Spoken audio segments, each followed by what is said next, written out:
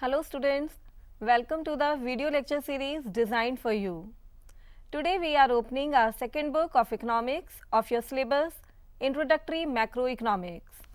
The question is, why and when macroeconomics emerged? Or what was the need behind the development of the subject macroeconomics? Although United States of America and other Western countries were highly industrialized with well-developed basic industries, electric power, means of transport and communication, banks, other financial institutions, yet there was persistent fall in their level of output, income and employment.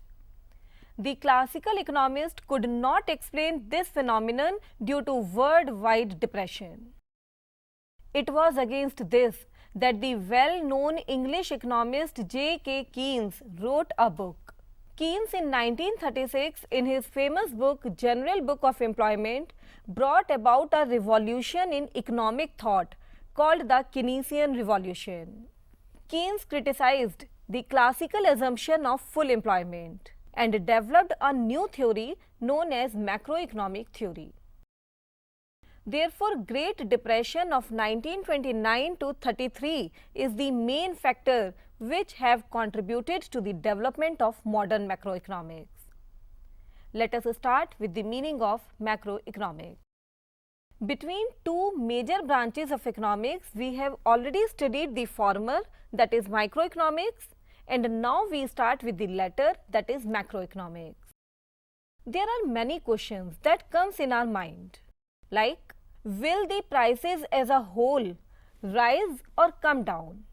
Like what would be reasonable indicators to show that the economy is going better or going worse?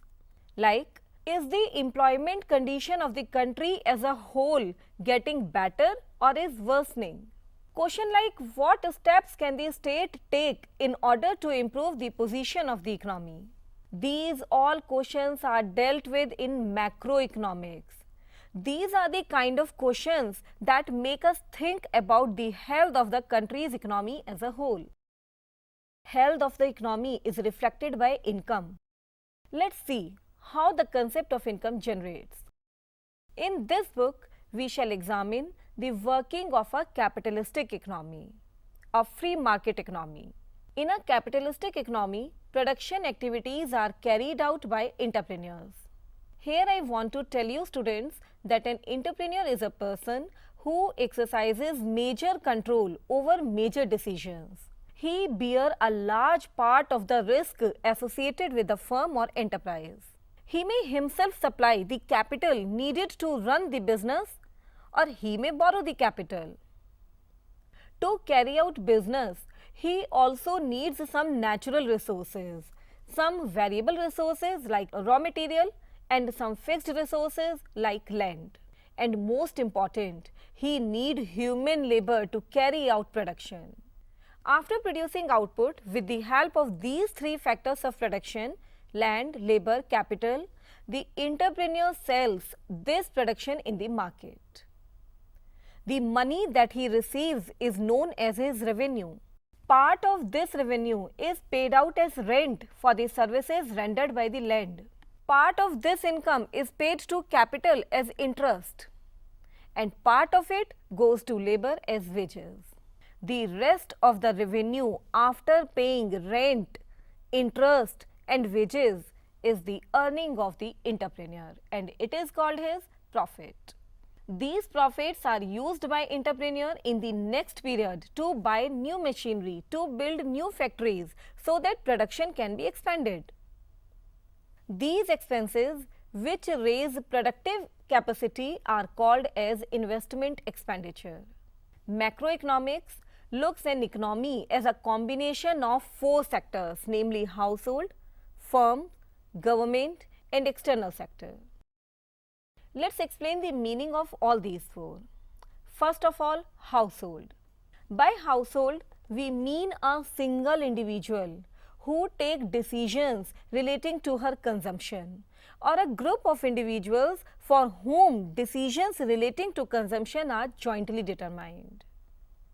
Household also save and pay taxes. Now the question which comes in our mind is, how do they get the money for these activities? We must remember that these households consist of people who work in firms or government departments and earn wages or salaries, or they may be the owner of firms and could earn profits. Indeed, the market in which the firms sell their products could not have been functioning without the demand coming from these households. So, households are inseparable part of the entire economy. Now, the second element, namely firms. The production unit in any economy is called as firm. In a firm, as already discussed, the entrepreneur hires wages, labor from the market, employs the services of capital and land as well. After hiring all these inputs, he undertakes the work of production. His motive in doing so is to sell the goods and services in the market and earn the profits. In this process, he undertakes risk and uncertainties. After second sector, firm, third sector is government. Government is also denoted by the term state. The role of the government is framing laws, enforcing them and delivering justice.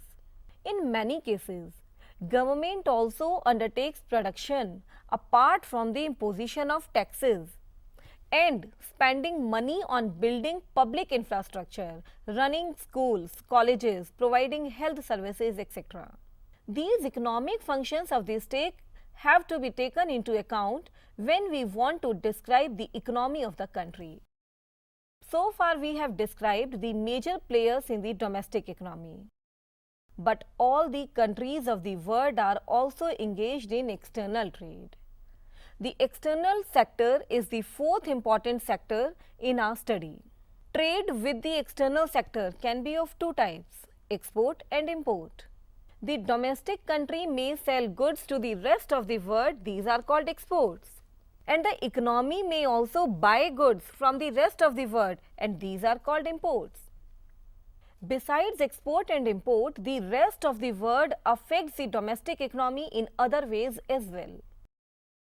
Capital from foreign countries may flow into the domestic country, or the domestic country may be exporting capital to foreign countries. Means macroeconomics is that part of economic theory which studies the economy in its totality or as a whole. It is the study of aggregates and averages of the entire economy. Such aggregates are national income, total employment, aggregate savings, investment, aggregate demand, aggregate supply, general price level, etc. Since the subject matter of macroeconomics revolves around the determination of level of income and employment, therefore it is also known as theory of income and employment. There is a concept of economic agents. Economic agents or economic units mean those individuals or those institutions which take economic decisions. They can be consumers who decide what and how much to consume. These economic agents may be producers of goods and services who decide what and how much to produce. These agents may be entities also like government, corporations, banks, which also take different economic decisions like how much to spend, what interest rate to charge on the credit, how much to tax, etc. So students, it was all about the meaning of macroeconomics. Now, why macroeconomics is studied? What is the need of macroeconomics? I mean to say, our next topic is importance of macroeconomics. Basically, macroeconomics helps to understand the functioning of a complicated modern economic system. Macroeconomics helps to achieve the goal of economic growth, higher level of gross domestic production and higher level of employment. It is macroeconomics which helps to bring stability in price level and analyzes fluctuations in business activities.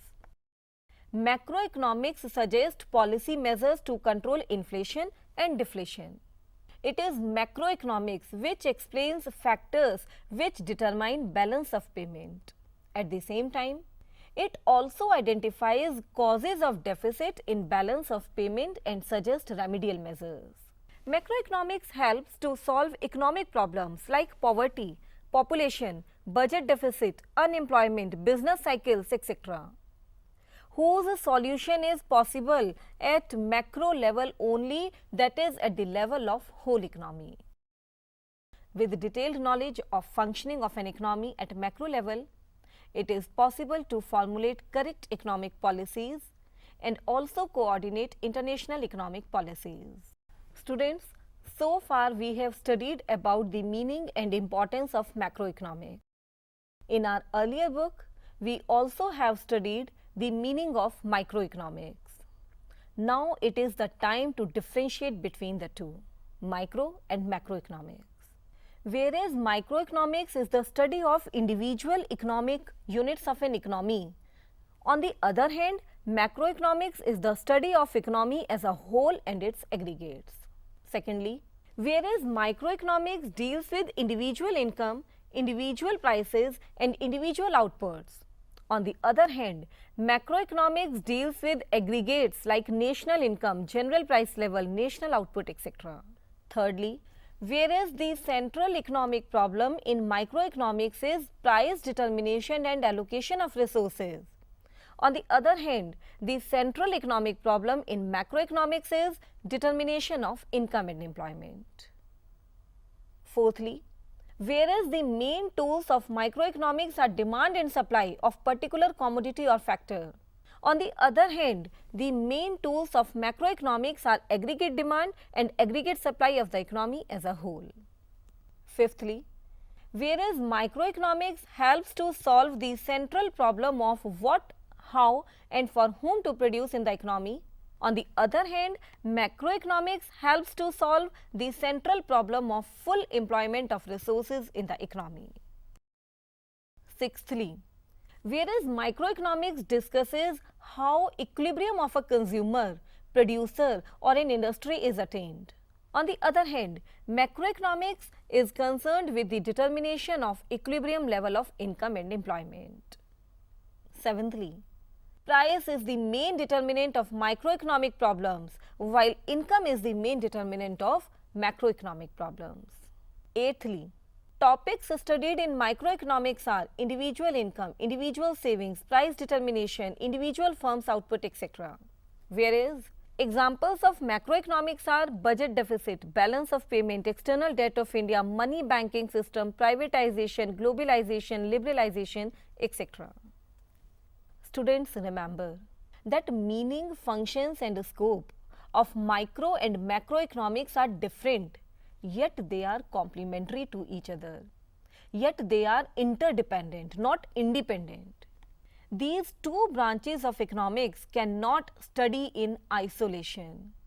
We can say that in spite of the difference between the two terms, there is no conflict between them. Still, they are interdependent. Someone has rightly said, as both foot are needed for walking, in the same way, both microeconomics and macroeconomics are necessary for the understanding of the functioning of an economy and for framing various policies for the economy. It all was about macroeconomics and microeconomics. Now students, it is a time to wind up the chapter. Let's revise it. Macroeconomics emerged as a separate subject in the 1930s due to Keynes. The Great Depression had provided Keynes with the inspiration for his writings. It was the Great Depression which is responsible for the birth of macroeconomics. Macroeconomics deals with the aggregate economic variables of an economy, while microeconomics examines the functioning of particular sectors of the economy. That is, the main feature which distinguishes micro with macro is individuality or aggregate. Macroeconomics sees an economy as a combination of four sectors, namely households, firms, government and external sector, and all these four sectors of the economy work together. So, it all was about the first chapter of your second book. Have a good day.